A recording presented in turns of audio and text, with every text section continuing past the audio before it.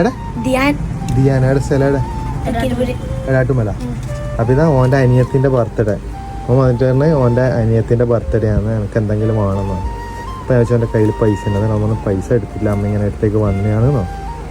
അപ്പൊ എന്തായി ഓൻ ഫ്രണ്ട് അല്ലേ, ഓനോട് പറഞ്ഞത് ഈ വാച്ച് വാങ്ങിച്ചതെന്ന് വെച്ചു.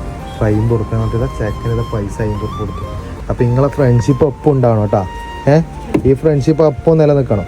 ഓക്കെ, ആ പൈസ നീ കൊടുത്തോ, നീ കൊടുത്തേ, ആ പൈസ കൊടുത്തേ. വേണ്ട, വാച്ചിന് പൈസ വേണ്ട. അപ്പം ഇതാ ബർത്ത്ഡേ ആഘോഷിക്കുന്ന ആര്, കുഞ്ഞിൻ്റെ പേരുന്ന് സിയ അല്ലേ? എത്രാമത്തെ വീട്ടെ? 5ാമത്തെ അല്ലേ? അപ്പോൾ ഇത് 5ാമത്തെ വീട്ടെ നമ്മളെ ബ്ലാക്ക് ആൻഡ് വൈറ്റ് കിഡ്സ് ക്ലബിൻ്റെ വക വാച്ചിട്ടാ ഫ്രീ ആയിട്ട്. അപ്പോൾ ചെക്കൻ്റെ ഫ്രണ്ട്ഷിപ്പിന് കൈ കൊടുത്തേ മുതലട്ടാ. പോലത്തെ ഫ്രണ്ട്ഷിപ്പിംഗ് ഒക്കെ ഉണ്ടെങ്കിൽ മെൻഷൻ ചെയ്യട്ടാ, കട്ട ഫ്രണ്ട് കേട്ടാ.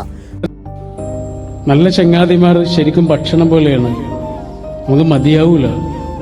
രാവിലെ എത്ര ഭക്ഷണം കഴിച്ചാലും ഉച്ചയാകുമ്പോഴേക്ക് പിന്നെയും വിശക്കുന്നത് കണ്ടിട്ടില്ലേ?